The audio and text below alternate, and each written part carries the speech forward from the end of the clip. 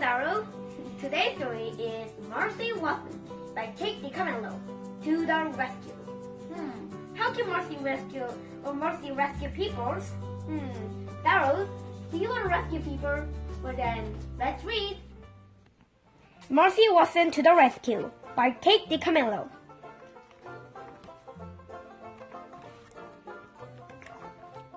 Chapter 1.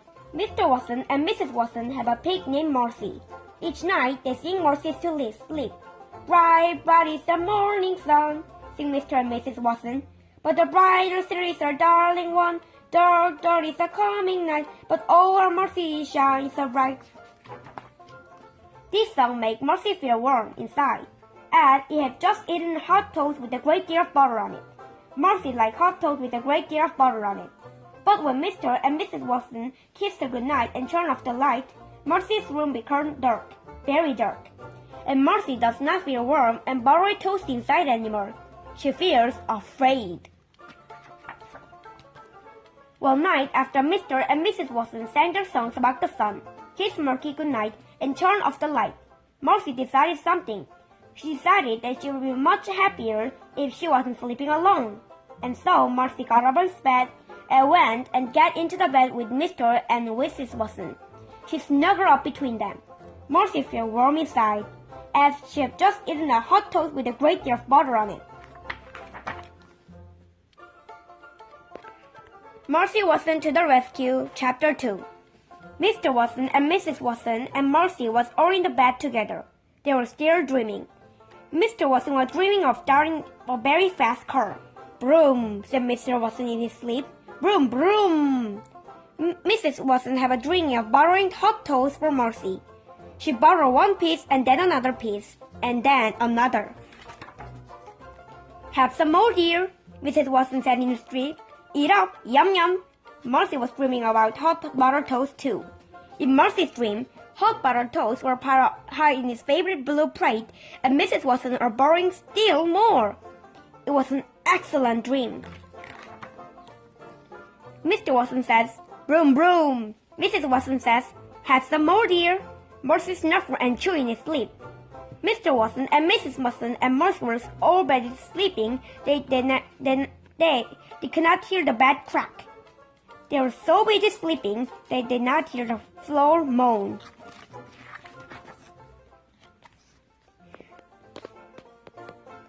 Marcy Watson to the Rescue by Chapter 3. Broom. A hole opened under the Watson's bed. Crack. The Watson's bed fell into the hole. Mr. Watson woke up. Mrs. Watson woke up. Marcy woke up, too. What the? Said Mr. Watson. Oink, said Marcy.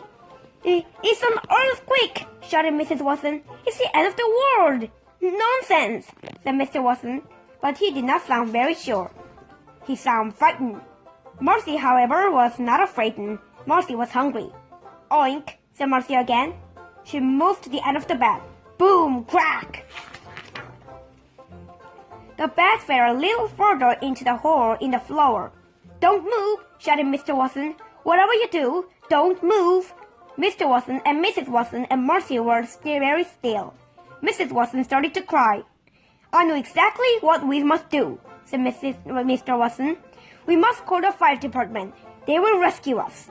But you said we should not move, said Mrs. Watson. How could we call the fire department if we cannot move? Marcy recalled his lovely toast-filled dream. She wondered if there are any toast in the kitchen. Where Mr. Watson and Mrs. Watson are arguing, Marcy hopped off the bed. Boom, crack. Look, said Mrs. Watson. Marcy has escaped. She's going to find help, said Mr. Watson. She's going to alert fire department. Marcy left the bedroom at the gallop. She was in a hurry. She was on his way to the kitchen. She was looking for some toast. Marcy Watson to the Rescue, Chapter 4. In the kitchen, Marcy sniffed his table. She sniffed the kitchen controls. She sniffed the floor. But there was no toast. There had not even a crumb of toast. Marcy's stomach growled in disappointment. Boom! Crack! Help us! Mrs. Watson called. Marcy thought very hard. Where she could get a snack? Then the answer came to her. Baby Lincoln always have a sugar cookies. Baby Lincoln lived next door, and Baby Lincoln likes to share. Marcy took the kitchen doorknob in her mouth. She tucked it in. Help! Mrs. Watson called again. Sugar cookies, thought Marcy. She stepped outside. Marcy Watson to the rescue. Chapter 5. The Lincoln sister lived next door to the Watsons. Edward Lincoln is the older sister. She had many opinions. One of the original's opinion that pigs should not live indoors. Original often says, "Listen closely to me, baby. Pigs are farm animals. They belong to a farm. They do not belong in a house." "Yes, sister," said Baby. Baby Lincoln is the younger sister. She is a baby of the family. Baby agreed with everything Eugenia says. It is easier that way. But seriously, Baby has an opinion of her own. Baby opens that Marcy is good company. At the Lincoln sisters' house, Marcy looked at Baby's window. She could see Baby sleeping. Marcy pressed her snout up against the window pane. "Oink," said Marcy, but Baby did not hear her. "Snuffle," said Marcy, but Baby did not wake up. Marcy thumped his hoof against the window. Baby sat up in the bed. "Who's there?" she asked. Baby saw Marcy's snout pressed against the window. "A monster!" shouted Baby. "A monster at the window!" Marcy shook her head. "Sister!" shouted Baby. "Help! Help! A monster!" Eugenia woke up. She did not put her teeth. She did not put her glasses. Eugenia was dragged to the pond. She called the fire department. "There is a threat of the uncertain nature at 52 Daco Drive," said Eugenia Wongton. "Come immediately." And Eugenia put her robe and rushed to Baby's room. In her own opinion, original Lincolns are very good as twists. Marcy Watson to the rescue. Chapter 6. "What is going on here?" asked Eugenia. "There's a monster outside," said Baby. She pointed at the window. "That is not a monster," said Eugenia. "That is a pig from next door." "Mercy," says Baby. Eugenia shook her fist. "In my opinion," said Eugenia, "pigs belong on farms." "Yes, sister," said Baby. Eugenia tapped a knuckle against the window. "Get out of my yard!" she shouted at Mercy. "Oh, sister," said Baby. "Don't hurt her. You're hurting her feelings." "She doesn't have feelings," shouted Eugenia. "She is a pig." "Oh," said Baby. "I'm sure you're wrong, dear." "I am not wrong," Eugenia shouted. "I am never wrong. I know a pig when I see one." Eugenia scolded. She pressed her nose against the window pane. Marcy stared at Eugenia. Eugenia stared at Marcy. "Pig!" shouted Eugenia. She turned and ran out of the baby's room. "Oh dear," said Baby Lincoln. "Oh my!" Marcy Watson to the rescue. Chapter 7. Eugenia ran toward Marcy. Marcy's heart beat faster. "There is going to be a chase." Marcy loved chase. She let Eugenia get very close to her. "Oink," said Marcy, dashing away. "Get out of my yard!" shouted Eugenia. "Oink, oink," said Marcy. She ran in circles. She kicked up her heels. "No, pigs are loud," Eugenia shouted. "Oh, sister," said Baby. "Please be careful." Silent waited. A fire truck pulled into the Lincoln sister doorway.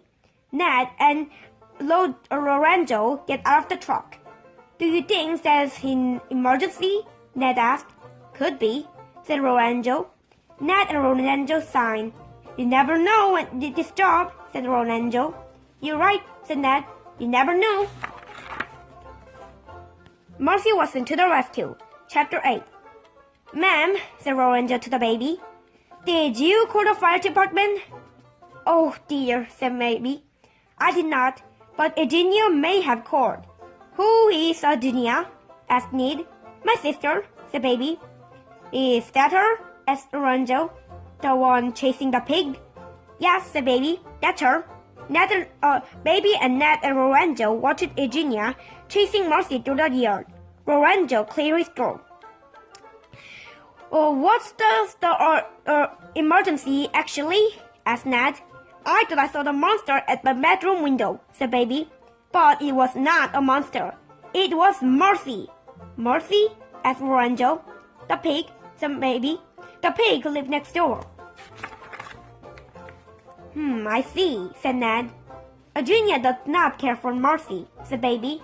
In her opinion, pigs belong on farms. There's something to be said for that opinion, said Lorenzo. Ned nodded. Help! Shouted the faraway boys. Help! Help! Help us! Did you hear that? Asked Ned. Somebody is in trouble, said Lorenzo. Let's go. Marcy Watson to the rescue. Chapter 9. Ned and Lorenzo ran toward the call for help. They went into the Watson's house.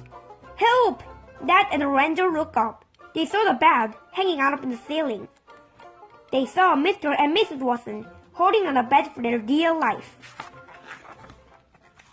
We're safe, said Mrs. Watson. Of course we're safe, said Mr. Watson. Marcy will write to the fire department. She is amazing, said Mrs. Watson. She is unbelievable. She is a porcine wonder, said Mr. Watson. Ned and Lorenzo ran upstairs. They picked up Mr. and Mrs. Watson's. The Watson's bed hung longly and crashed all the way through the floor. Boom! Mr. Watson looked at the hole where the bed used to be. I always believed very firmly in the fire department, said Mr. Watson. As have I, said Mrs. Watson. As have I. From outside the Watson's house came a squirrel. Got you! Shouted Eugenia. Marcy Watson to the rescue. Chapter 10. Ned and Lorenzo and Mr. and Mrs. Watson all went outside. Eugenia was sitting on the ground. Her arms were wrapped around Marcy's neck. Her cheek was resting on Marcy's back. Eugenia was grinning very loudly. This pig, she says, was of my property. We prefer that you did not call her a pig, said Mrs. Watson. We had preferred that you call her a porcine wonder, said Mr. Watson. After all, she did save us. She is a hero. She's a pig, said Eugenia. She started to cry. There, there, sister, said Baby. She bent over and patted Eugenia on the back. Marcy yelled. She was very tired. I guess that's it, said Ned. Yep, said Lorenzo. Our work here is done. Wait, said Mrs. Watson. It's almost time for breakfast. Oink, asked Marcy.